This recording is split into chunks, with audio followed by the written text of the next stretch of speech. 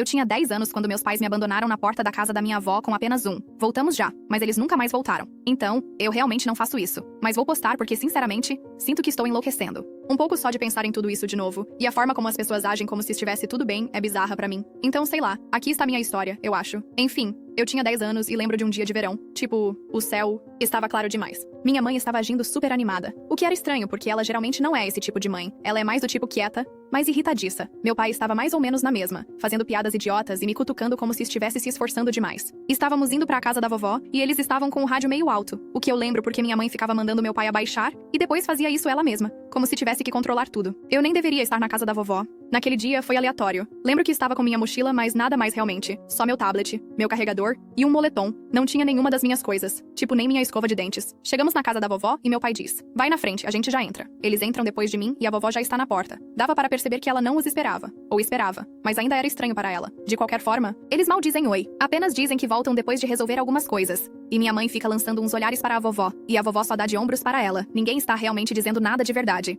Eu simplesmente aceitei porque tinha 10 anos e pensei: tanto faz, adultos são estranhos, eles vão voltar. Sentei no sofá e observei a vovó fazer suas palavras cruzadas. Ela ficava perguntando se eu queria um lanche. Eu ficava olhando a entrada da garagem pensando que veria o carro deles, mas nada. Nas primeiras horas apenas joguei no meu tablet e tentei não pensar nisso, mas quando escureceu e eles não voltaram, comecei a perguntar para a vovó: quando eles voltam? Ela apenas dizia: logo, a qualquer momento. E ela dava tapinhas na minha mão. Lembro daquela primeira noite. Dormi no quarto de hóspedes da vovó, que na verdade era só um depósito com uma cama de solteiro velha. Eu ficava acordando achando que tinha ouvido o carro deles. Na primeira semana continuei pensando que eles apareceriam. Fiquei incomodando a vovó, e ela apenas suspirava e dizia: eles vão voltar. Você vai ver. Mas ela não olhava para mim quando dizia isso. Comecei a escola 2 semanas depois e tive que usar o endereço da vovó para tudo. E ela me comprou uma lancheira com cachorrinhos, o que foi honestamente embaraçoso, mas não disse nada. Na escola, os professores ficavam perguntando sobre meus pais, tipo, quando eles viriam me buscar, e eu apenas dizia que estavam ocupados. O que era verdade, eu acho, mas daquele jeito em que nada era verdade. As crianças na escola não entendiam. Muito bem. Uma menina chamada Sydney ficava me perguntando com quem eu morava agora e eu apenas dizia com minha avó por enquanto. E ela agia como se fosse normal. Tentei mandar mensagem para minha mãe do celular antigo da vovó, mas não recebi nenhuma resposta. O número do meu pai só chamava e chamava. Algumas vezes a vovó recebia cartas dos meus pais, cartas de verdade, o que era tão estranho mesmo naquela época. A caligrafia da minha mãe e as piadas idiotas do meu pai nas margens. Eles sempre diziam que estavam resolvendo as coisas e que voltariam logo, mas nada acontecia. Às vezes eu ouvia a vovó no telefone tarde da noite falando baixo e eu sabia que era minha mãe. Eu conseguia ouvir a voz dela, mas não entendia as palavras. Uma vez ouvi ela dizer: ela está perguntando por você. E então ela apenas disse: eu sei, mas ela é sua filha. Depois disso, a vovó agia toda cansada e ficava bem rígida com a hora de dormir. A questão é que as pessoas pensam que quando você é abandonado, é tipo um grande momento dramático, mas na verdade é só chato na maior parte do tempo. Você apenas espera e nada acontece. Ninguém te diz nada e você apenas inventa histórias na sua cabeça. Eu ficava dizendo a mim mesma que eles voltariam, que isso era apenas um contratempo estranho. Mas eu sabia, mesmo naquela época, que algo estava errado. A vovó fez o melhor que pôde, eu acho. Ela era velha e tinha suas próprias coisas acontecendo. Ela tentava fazer minha comida favorita, mas sempre fazia errado. Ela não era má, mas realmente não sabia o que fazer com uma criança. Às vezes, ela brigava comigo se eu esquecesse minhas tarefas ou se deixasse meus sapatos fora do lugar. Ela ficava brava. Depois me dava um doce como se sentisse culpada. Ela tinha suas próprias amigas, senhoras que via pra jogar bingo ou algo assim. E às vezes elas vinham e todas fofocavam e riam. E eu ficava sentada no meu quarto jogando ou rolando a tela no meu tablet me sentindo como um fantasma. Lembro. De uma vez, talvez um ano depois, tentei tocar no assunto com a vovó. Quando eles vêm? E ela apenas olhou para mim e disse: você sabe que eu não tenho a resposta para isso. Não perguntei de novo depois disso por um tempo. A única vez que via os nomes dos meus pais era quando mandavam cartões de aniversário. O que era, honestamente, a coisa mais estranha. Porque eles sempre diziam algo como: espero te ver em breve, com amor, mamãe e papai. E colocavam $20 dentro. Depois de um tempo, simplesmente parei de abri-los e os deixava na minha escrivaninha. Às vezes minha tia Denise ligava e perguntava se eu queria passar a noite na casa dela. Mas ela sempre soava como se estivesse fazendo isso só para a vovó ficar lhe devendo um favor. Fiquei uma vez, mas os filhos dela eram bem mais novos que eu. E honestamente, foi chato. Ninguém nunca realmente me perguntou se eu estava bem. Apenas se eu estava me comportando bem para a vovó. Na escola comecei a me meter em encrenca por coisas bobas, como responder ou não fazer as tarefas. Lembro que na 5ª série, minha professora me disse que eu estava me comportando mal, e eu apenas dei de ombros. Não contei a ninguém o que aconteceu, porque o que eu diria? Comecei a mentir muito. Dizia às pessoas que meus pais tinham que viajar a trabalho ou que estavam em outra cidade por um tempo. Ninguém realmente acreditava em mim, mas ninguém se importava o suficiente para dizer algo também. Fiquei boa em desviar de perguntas ou simplesmente rir da situação. Comecei a sair com crianças que não faziam muitas perguntas. Andávamos de skate no estacionamento atrás da biblioteca, ou apenas ficávamos sentados conversando sobre coisas bobas. Eu dizia a eles que morava com minha avó porque meus pais estavam tendo problemas, o que era tecnicamente verdade, eu acho. Às vezes, porém, alguém ia longe demais e eu ficava brava e empurrava. Uma vez empurrei o Lance em um arbusto porque ele ficava estava fazendo piadas sobre meus pais misteriosos. Ele não falou comigo por uma semana depois disso. Ninguém dedurou, mas fui chamada na diretoria de qualquer maneira, e a orientadora perguntou se estava tudo bem em casa. Eu apenas disse que estava cansada, eles não insistiram. Então sim, foi mais ou menos assim por anos. Vovó e eu, a casa, dela cheia de móveis velhos e estranhos e toalhinhas de crochê, eu fazendo minha lição de casa na mesa da cozinha, e ela fazendo sopa que sempre tinha gosto de cebola. As únicas brigas reais que tínhamos eram sobre tarefas, ou se eu esquecesse de ligar para ela quando eu estava atrasada. Às vezes eu ficava brava e dizia que queria ir para casa, mas ela apenas dizia, esta é sua casa agora. Eu odiava isso.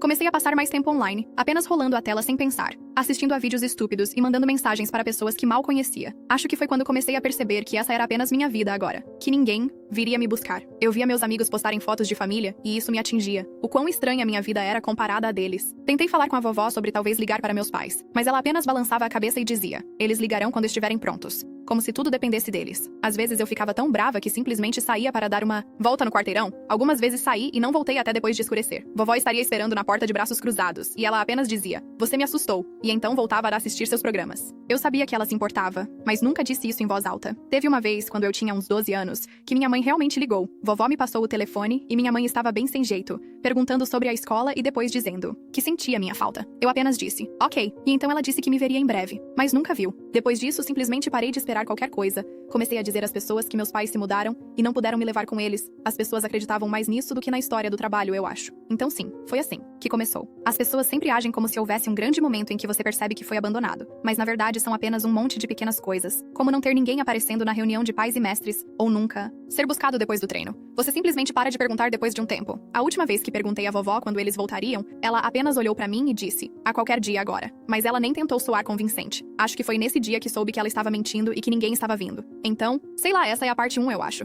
Se alguém estiver realmente interessado, tem muito mais. Atualização. Sinceramente, não achei que realmente postaria a parte 2, mas tanto faz, aqui vai. Sei lá se vai fazer sentido para pessoas que cresceram normalmente, mas foi o que aconteceu. Provavelmente vou devagar. Desculpe antecipadamente. Então, 2021, a saúde da vovó vinha piorando desde antes da pandemia, mas piorou naquele ano rápido. Ela entrava e saía do hospital, uma coisa atrás da outra. E toda vez que eu perguntava se meus pais sabiam, ela dizia pra não incomodá-los. Eu tinha 19 anos na época, fazendo a maior parte das coisas em casa, resolvendo contas e compras, mas as pessoas simplesmente assumiam que eu estava bem porque era madura. Alguns dos meus amigos começaram a assumir porque eu nunca tinha tempo para sair. Ou talvez eu simplesmente parei de tentar. A casa ficava tão silenciosa à noite, só a TV ligada e a vovó dormindo na cadeira dela. Às vezes ela acordava confusa e me chamava pelo nome da minha mãe. Acho que isso não é super relevante, mas é estranho. Tipo, você é a única pessoa que restou, e ainda assim não é realmente vista. Quando a vovó realmente faleceu, éramos só eu e ela em casa, tive que ligar para minha tia Denise e foi ela quem contou pra todo mundo. O dia do funeral foi tão estranho. Tipo, o tempo estava bom demais para um funeral, ensolarado e ventando, e eu ficava pensando como a vovó gritaria comigo por não usar uma jaqueta.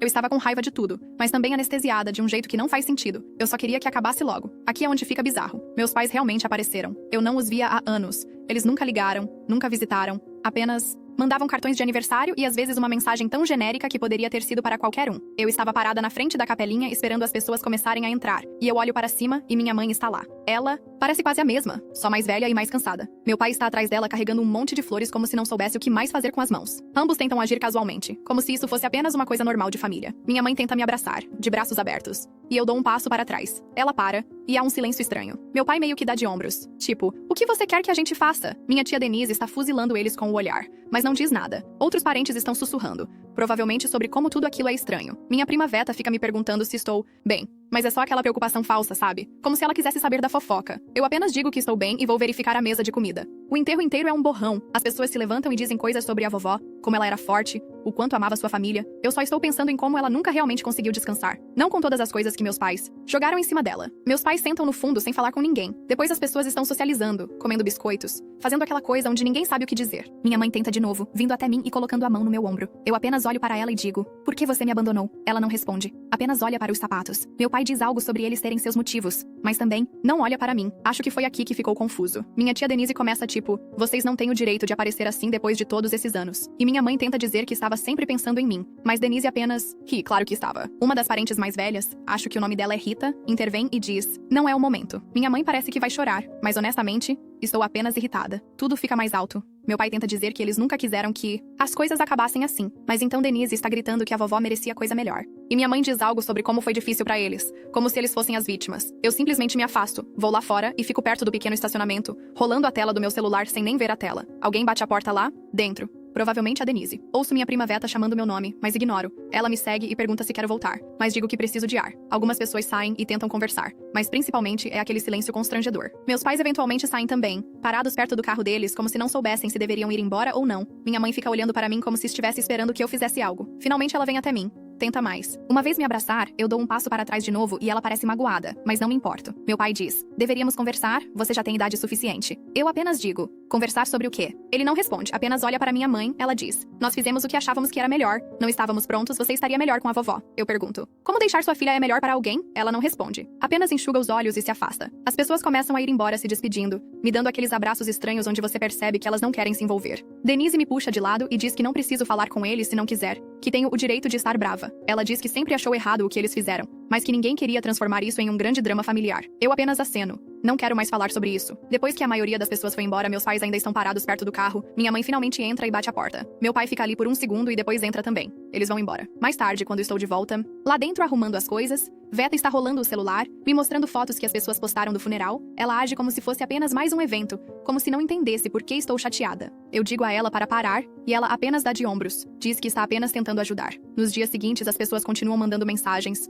ligando, perguntando se estou bem, mas é tudo superficial. Ninguém pergunta o que eu realmente quero. Denise oferece para eu ficar com ela, mas digo que estou bem na casa da vovó. Ela diz que sou teimosa igual a minha mãe. A casa está tão vazia agora, só eu e as coisas velhas da vovó. Fico esperando ela gritar comigo por deixar as luzes acesas. Meus pais não ligam nem mandam mensagem de novo. Não por semanas. A parte mais estranha é como as outras pessoas agem como se fosse apenas uma coisa estranha de família, tipo: ah, famílias são complicadas, vocês vão resolver. Mas ninguém realmente quer ouvir o que aconteceu, eles só querem que isso desapareça para não terem que escolher lados. Começo a mexer nas coisas da vovó, encontrando fotos antigas, cartas, tralhas aleatórias que ela guardava em todas as gavetas. Encontrei alguns cartões dos meus pais para ela dizendo: obrigado por ajudar. Nada sobre mim. Um dia vou à loja e encontro um vizinho antigo chamado Roland, e ele pergunta se meus pais estão de volta à cidade agora. Eu apenas digo: não, eles só vieram para o funeral. Ele me lança aquele olhar como se quisesse perguntar mais, mas não pergunta. Continuo recebendo esses pequenos lembretes de que estou basicamente sozinha agora. As contas chegam, a geladeira esvazia e as coisas quebram. Conserto o que posso, procuro o resto no YouTube. Às vezes Denise passa para ver como estou, mas na maioria das vezes ela apenas deixa a comida e vai embora. Começo a ficar com raiva de tudo,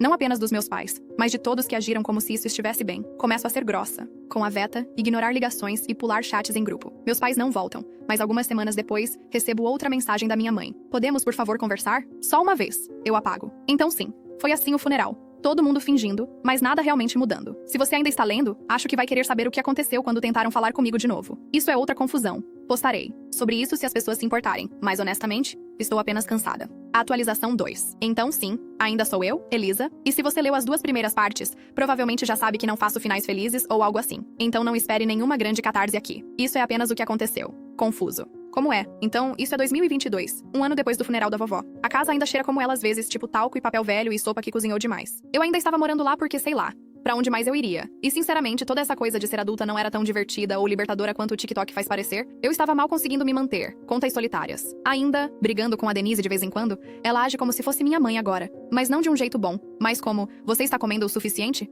Pagou a conta de água? Por que está acordada tão tarde? E então ela simplesmente me deixa, no vácuo por dias. Enfim, depois de meses, sem nada além de algumas mensagens de espero que esteja bem da minha mãe, que nunca respondi porque o que eu diria? Do nada ela começa a mandar mensagens de novo. Tipo, toda semana e depois a cada 2 dias. Oi querida, espero que esteja bem pensando em você. Podemos conversar? E então meu pai começa também. Mas ele é menos querida e mais tipo, deveríamos conversar. Você não pode nos evitar para sempre. Sei lá por quê, mas isso me deixou mais brava do que ser simplesmente ignorada. Tipo, agora eles de repente se importam porque a vovó se foi e não sobrou ninguém para fazer o trabalho emocional? Então ignoro eles por um tempo. Mas eventualmente a Denise começa a me pressionar para responder. Ela diz: apenas se encontre com eles e acabe logo com isso, talvez eles te deixem em paz. Veta diz que ela gostaria de saber o porquê se fosse com ela. Eu nem sei o que quero, mas estou cansada de todo mundo agindo como se eu fosse a vilã por não querer ouvi-los. Então finalmente respondo a mensagem da minha mãe. Super curto, apenas: o que você quer? Ela responde tão aliviada, diz que eles só querem conversar, jantar, talvez, esclarecer as coisas. Eu digo: ok, lugar público, 1 hora, é isso. Ela tenta me fazer ir à casa deles, acho que voltaram a morar lá, ou talvez nunca tenham saído. Honestamente não faço ideia, mas eu digo não,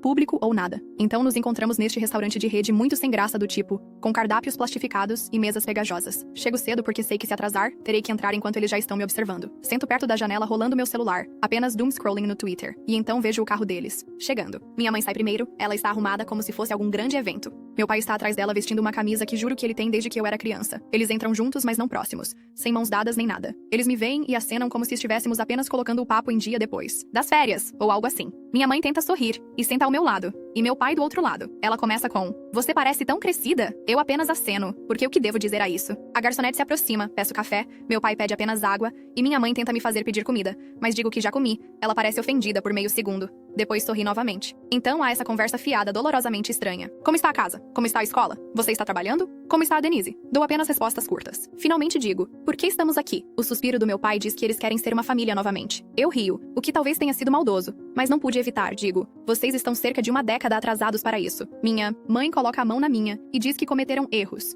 mas sempre me amaram. Pergunto: "Então por que me deixaram com a vovó e nunca mais voltaram?" Ela diz: "Achamos que era o melhor para você. Nós não estavam prontos. As coisas estavam muito difíceis naquela época." Ela continua falando sobre estresse, como brigavam o tempo todo, como eu era difícil. Ela realmente disse isso, quase engasguei. E eles acharam que eu estaria melhor em algum lugar seguro. Digo: "Então vocês simplesmente me largaram porque eu era inconveniente." Ela diz: "Não foi assim," mas não consegue explicar direito como foi. Meu pai fica bravo nesse ponto e diz: "Você não entende como foi pra gente. Estávamos trabalhando o tempo todo, brigando, mal conseguindo sobreviver. Sua avó estava mais bem equipada para lidar com uma criança." Eu respondo: "Sim, ela basicamente me criou sozinha e vocês simplesmente pararam de ser pais." Ele diz: "Você nunca viu como foi difícil para nós." Eu digo a ele: "Você nunca viu como foi difícil para mim." Ele fica quieto e depois diz: "Eu deveria ser grata por ter um teto sobre a cabeça." Eu respondo: "Eu teria sido grata por pais que não desapareceram." Mais silêncio constrangedor. Minha mãe tenta mudar de assunto, diz: "Bem, estamos aqui agora. Queremos consertar as coisas." Eu pergunto: "Por que agora?" Ela diz: "Porque a vovó se foi e eles percebemos quanto tempo perdemos." Eu digo: "Então não é sobre mim, é sobre a culpa de vocês." Meu pai responde: "Não fale com sua mãe assim." Eu digo: "Ou o quê? Vocês vão embora de novo?" Ele bate a mão na mesa,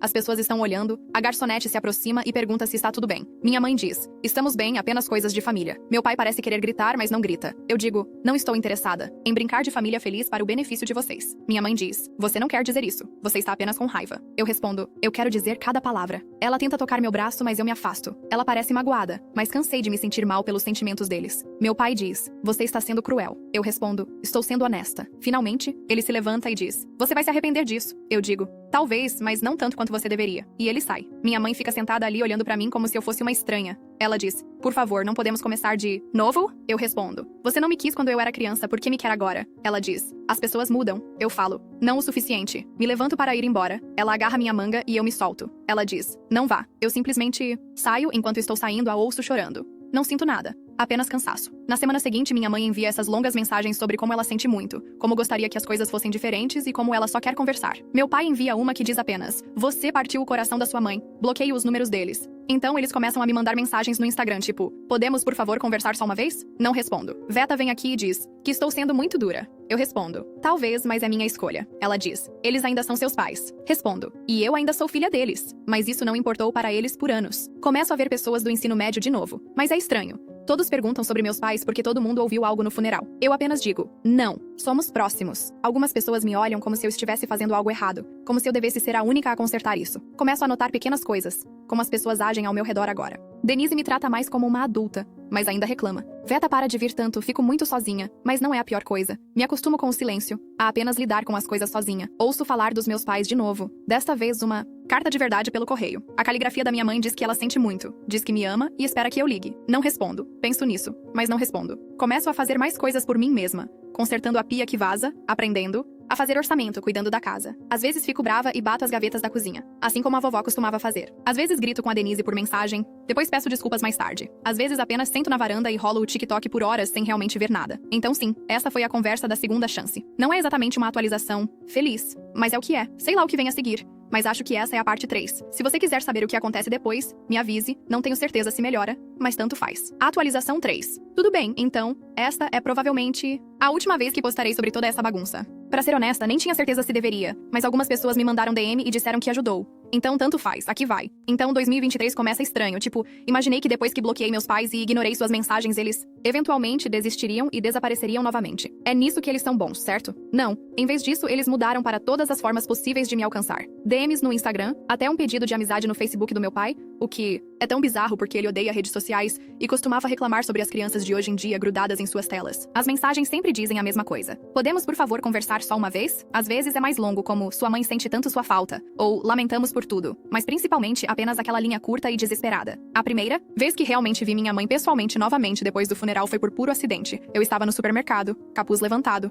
fones de ouvido e apenas pegando coisas para a semana. Eu a vejo tipo 2 corredores adiante perto da sopa enlatada. Ela me vê e todo o rosto dela se ilumina de um jeito como se estivesse prestes a chorar e ganhar na loteria ao mesmo tempo. E ela começa a andar em minha direção dizendo meu nome. Eu simplesmente viro e ando na outra direção. Ela me segue chamando meu nome mais alto. E eu literalmente tive que sair pela saída de incêndio perto da padaria só para fugir. Então ela me manda uma mensagem nem 2 minutos depois, apenas. Podemos, por favor, conversar só uma vez? Depois disso, começo a vê-los em todos os lugares. Não de uma forma perseguidora, mas tipo, de repente eles estão em todas as coisas. De família novamente. Aniversário da Denise, eles estão lá. Formatura da Veta, eles aparecem e agem como se tudo estivesse bem. Como se tudo fosse águas passadas. Eu literalmente parei de ir a algumas coisas, só para evitar o drama. Veta ficou brava comigo por faltar ao jantar de formatura dela, disse que eu estava sendo mesquinha, mas depois admitiu que minha mãe a encurralou no banheiro e começou a chorar sobre como ela só quer sua família de volta. É como se eu devesse ser a pessoa mais madura, mas sou a única que realmente teve que viver com as consequências das escolhas deles. Até a Denise. Ela tenta me apoiar.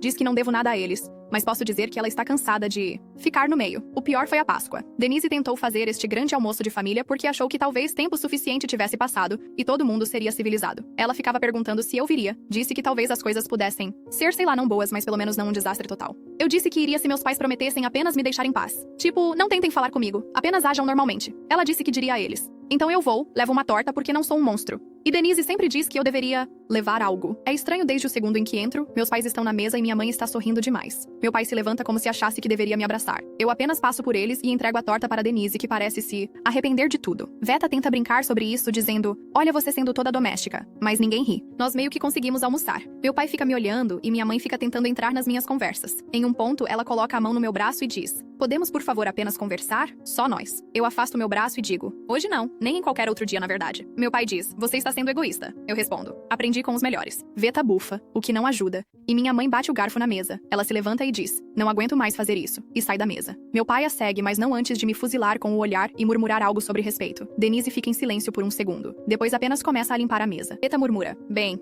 isso correu bem, e vai ajudar. O resto da tarde é apenas gente pisando em ovos. Minha mãe senta no carro por uns 20 minutos apenas olhando para o celular. Meu pai finalmente entra e eles vão embora. Denise me diz que não, fiz nada de errado, mas posso dizer que ela gostaria que fosse mais fácil. Ela diz, eles não são pessoas más, eles apenas fizeram escolhas ruins. Eu digo, isso não é problema meu pra consertar. Ela diz, eu sei, mas ainda é triste. Eu digo, sim, é. Às vezes me pergunto se estou sendo muito dura, mas então lembro de cada aniversário. Cada noite de paz, cada dia que sentei perto, da janela esperando por um carro que nunca apareceu, ninguém nunca pediu desculpas por isso. Não de verdade. Minha mãe continua dizendo que estava sobrecarregada e que achou que eu estaria melhor com a vovó. Meu pai diz que estava tentando manter tudo unido e não conseguia fazer as duas coisas. Eles agem como se eu devesse ser grata por terem deixado a vovó me criar, como se isso fosse um presente enorme. Vejo pessoas online falando sobre perdoar e esquecer, ou família é tudo. E tudo que consigo pensar é que elas nunca tiveram que viver em uma casa cheia de promessas quebradas de outra pessoa. Comecei a fazer terapia por um tempo, não por causa deles, mas porque simplesmente sentia que estava com raiva o tempo todo. Meu terapeuta diz que está tudo bem não querer um relacionamento, que eu posso decidir o que é saudável para mim. Às vezes ainda me sinto culpada, especialmente